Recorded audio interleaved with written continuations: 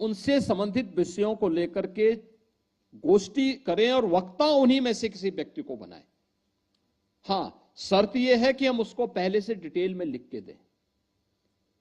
अगर हम चिकित्सकों के साथ बैठ रहे हैं, याद करवाइए क्या स्थितियां थी आज से। आयुष्मान भारत के आने के पहले की स्थिति क्या थी? कोई व्यक्ति, किसी परिवार में कोई व्यक्ति बीमार होता था, परिवार के सामने एक संकट खड़ा होता था। आज देश के अंदर 50 करोड़ लोग और उत्तर प्रदेश के अंदर 10 करोड़ लोग आयुष्मान भारत की सुविधा का लाभ प्राप्त कर रहे हैं।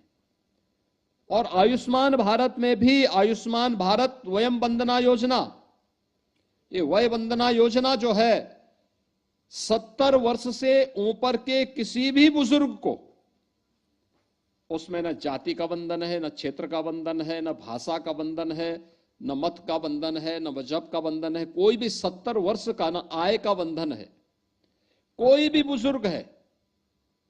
शक्ति केंद्र में जब आप जाएंगे तो उस आयुष्मान भारत को वहां वितरित करना है। उन्होंने बना भी लिया होगा, लेकिन फिर भी कोई बचा होगा। और अगर आपके हाथों से उसको वह कार्ड मिल गया, आप याद करिए, वह जीवन भर आपको याद करेगा, क्योंकि हर वर्ष उसको 5 लाख रुपए की स्वास्थ्य कवर वहां प्राप्त होने वाला है।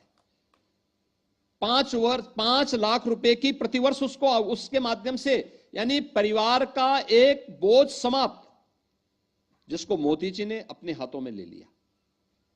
ये डबल इंजन की सरकार जिसका भुगतान करेगी, उसके लिए अलग से उस परिवार को पैसे देने की आवश्यकता नहीं होगी। आयुष्मान भारत के अंदर 10 करोड़ लोग यूपी के अंदर लाभान्वित हो रहे हैं। ये इसके अतिरिक्त है। याद करिए, मोदी जी के आने के पहले कांग्रेस की सरकार 2014 में केवल एक एम्स था। अटल जी की सरकार आई, अटल जी ने 6 एम्स बनाए और मोदी जी ने संख्या 22 अतिरिक्त नए एम्स बना करके और आगे बढ़ा दी, जिसमें यूपी के अंदर भी 2 नए एम्स बने हैं।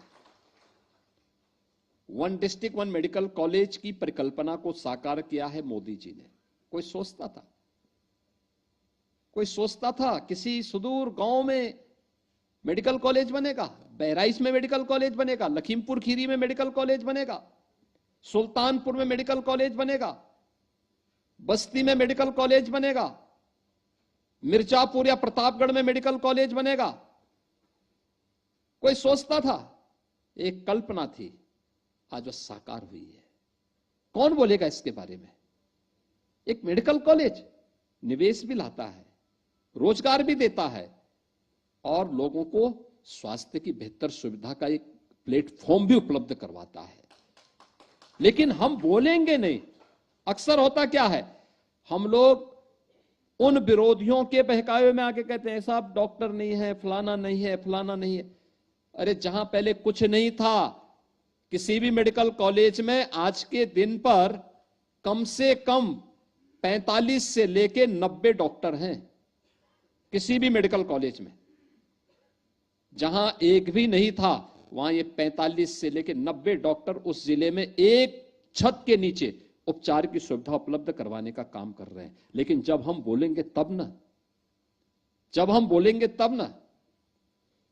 जो यहां पे ब्रजेश जी ने कहा, पहले होता क्या था, ट्रेन से पानी पहुंचाने की व्यवस्था होती थी और वह भी नहीं मिल पाता था। आज हर घर नल की योजना लागू हो रही है। हम लोग बोलने में संकोच करते हैं। लाभार्थी ग्रुप को पकड़ना और उनको, उनके बीच में उन लोगों को उपलब्ध कराना। देखिए, आयुष्मान भारत का लाभ, आयुष्मान भारत की सुविधा का लाभ जो लाभार्थी उसको तो मिला ही मिला है, लेकिन इसका लाभ डॉक्टर को भी मिला है, पैरामेडिकल को भी मिला है और अन्य नए लोगों के लिए रोजगार के नए अवसर भी उपलब्ध हुए हैं।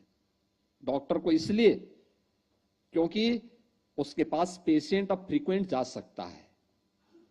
इम्पैनल्ड हॉस्पिटल हुए हैं। अब डॉक्टर को यह संकोच नहीं कि मैं उपचार करूंगा तो पैसा मिलता है, मिलेगा कि नहीं मिलेगा, क्योंकि आयुष्मान का कार्ड एक गारंटी उसके सामने है।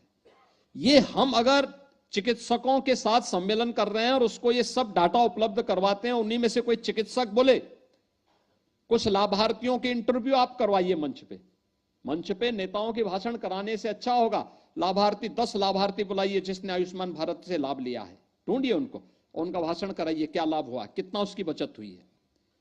कोई डॉक्टर बोले आयुष्मान भारत की सुविधा का लाभ क्या है, वय वंदना योजना का लाभ क्या है, उस गरीब से पूछिए जिस पे बीतती है, जिसको इसका लाभ मिला है। कितना बड़ा मैसेज होगा जब समाचार पत्रों में उस सफल स्टोरी छपेगी तो लाखों लोग पढ़ेंगे उसको और वह भारतीय जनता पार्टी का एक प्रचार अपने आप में हो जाएगा। यह प्रचार का माध्यम है। हम आयुष्मान भारत के साथ साथ जिन 60 लाख गरीबों के लिए प्रदेश में मकान बने हैं, शहर हो या गांव, और वह तबका जिसकी कोई वाइस नहीं थी, बनटांगिया, मुसहर, कोल, थारू, सहरिया, बुक्सा, चेरो, गौड़, जिनको 100% सिचुरेट करने की कार्रवाई हुई है, लगातार हो रही है। मुझे याद है कल मैं अपने ऑफिस में बैठा था, एक प्रयागराज के कुराओं के सुदूर गांव से एक कोल जाति के व्यक्ति ने मुझसे मिलने का समय मांगा। पत्र भेजा था उसने, पत्र मुझे मिला, मैंने उसको कल बुलवाया। मैं मानता था, मैंने कहा हो सकता कोई उसकी अपनी पीड़ा होगी, कोई बात होगी, तो मैंने उसको बुलाया। मैंने कहा बताइए कैसे आना हुआ।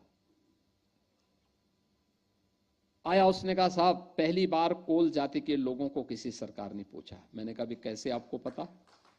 उसने कहा नहीं, जो आपकी सरकार ने कोल जाति के लोगों को मकान अनिवार्य कर दिया है उसमें हमारे गांव के कई लोगों को मिला है। तो मैंने कहा भी देखो, कोल जाति का इतिहास तो भगवान राम से जुड़ता है। अगर हम उसके लिए कुछ करते हैं तो ये तो भगवान के प्रति कृतज्ञता ज्ञापित करते हैं हम लोग। इतना प्रफुल्लित था। मैंने कहा कोई बात हो बताओ। उसने कहा नहीं साहब, मैं तो केवल मिलने के लिए आया था कि कैसे होती है सरकार और कैसे होती है। तो मैंने कहा कोराओं से आए हो क्या? कहा हाँ मैं कोराओं से आया हूं, केवल मिलने के लिए आया हूं। हम लोग अगर इंटरेक्शन करने की आदत डालें, ऐसे लोगों को चिन्हित करें, आपके ब्रांड एम्बेसडर हो जाएंगे। यंग लड़का था, पढ़ा लिखा मुझे लग रहा था, योजनाओं की जानकारी रख रहा था। क्या हम इन मुद्दों को लेकर के कभी बोल पाएंगे? उन लाभार्थियों के पास जा पाएंगे, उन लाभार्थियों के ग्रुप के साथ, और उन्हीं लोगों का भाषण करवाना। अगर हमने प्रधानमंत्री आवास योजना से जुड़े हुए 100 लोगों को या उस शक्ति केंद्र के 25-50 जितने भी लोगों को मकान मिले हैं, उनको उन्हीं का एक सम्मेलन किया और उन्हीं का भाषण करवा दिया, कितना प्रभावशाली होगा, कितना प्रभावशाली होगा। क्योंकि मकान ही नहीं मिला है, कनेक्शन भी मिला है। उज्ज्वला योजना का कार्ड भी, उज्ज्वला योजना का कनेक्शन भी मिला है, बिजली का कनेक्शन भी मिला है, राशन कार्ड भी मिला है, पात्रता के अनुसार पेंशन भी मिली है। ये सभी चीज हम उसके साथ जोड़ सकते हैं।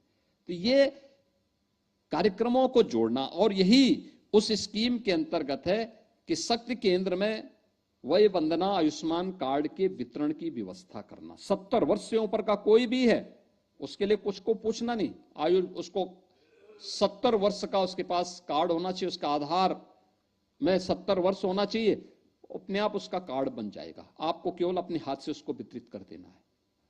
वितरित करिए, खुश होकर के वह व्यक्ति आपके यहां से जाएगा, आपसे इस बारे में चर्चा करेगा। अलग अलग कार्यक्रम जो अलग अलग विषयों को लेकर के होने। पिछले 11 वर्ष भारत की विरासत से विकास की एक बेहतरीन यात्रा है। भारत की विरासत को आजादी के बाद पहली बार पहचान मिली है, पहली बार मिली है। याद करिए, मोदी जी पहले प्रधानमंत्री हैं जो अयोध्या में राम जन्मभूमि मंदिर निर्माण के शिलान्यास में भी आए और रामलला की मूर्ति प्राण प्रतिष्ठा के कार्यक्रम में भी आए। पहले प्रधानमंत्री हैं मोदी जी, पहले प्रधानमंत्री।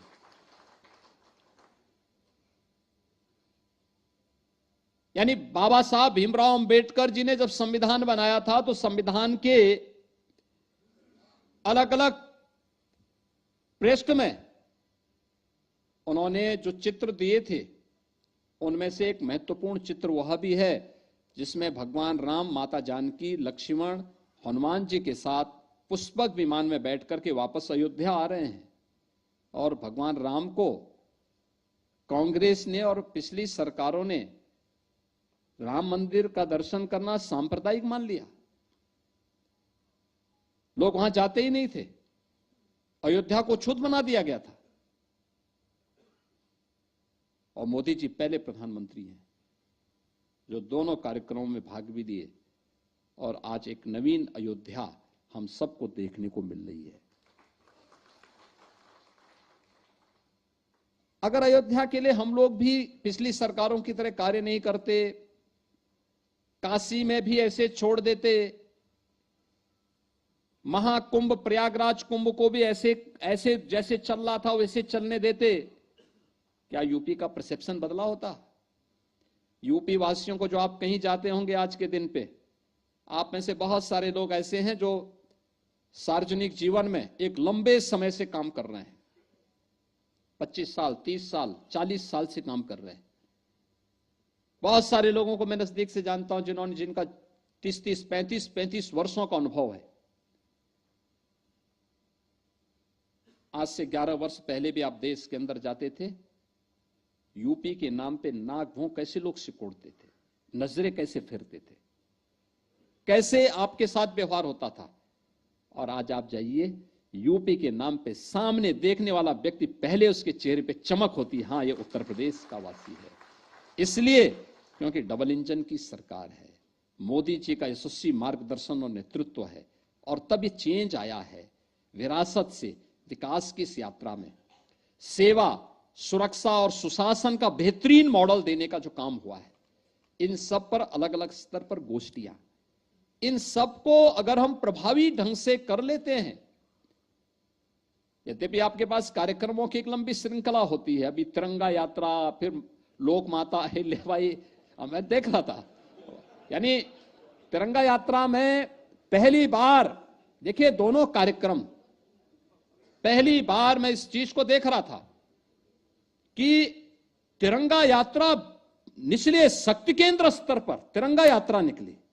और हम लोग चाहेंगे कि तिरंगा यात्रा रोकना नहीं है, कोई कार्यक्रम हो, उनके हाथों में तिरंगा लेकर के लोग कार्यक्रम स्थल पर आए, भारत माता की जय और वंदे मातरम का नारा लगाते हुए लोग कार्यक्रम स्थल पर आए,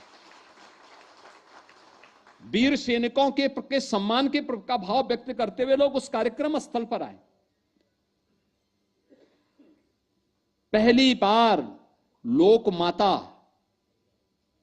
के विराट व्यक्तित्व और कृतित्व को लेकर के, याद करिए 13 दिसंबर 2021 को प्रधानमंत्री मोदी जी ने काशी विश्वनाथ धाम के लोकार्पण के अवसर पर लोक माता अहिल्याबाई होलकर को स्मरण किया था। क्योंकि उत्तर प्रदेश में लोक माता का पहली बार इतना विराट मूर्ति वहां पे स्थापित हुई थी काशी विश्वनाथ धाम में, और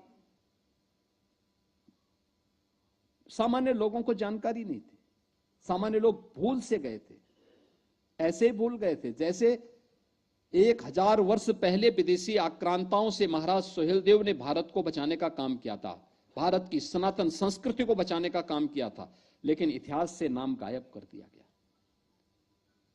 इतना बड़ा पराक्रम, इतना बड़ा शौर्य इतिहास में देखने को नहीं मिलता, लेकिन महाराज सुहेलदेव का नाम इतिहास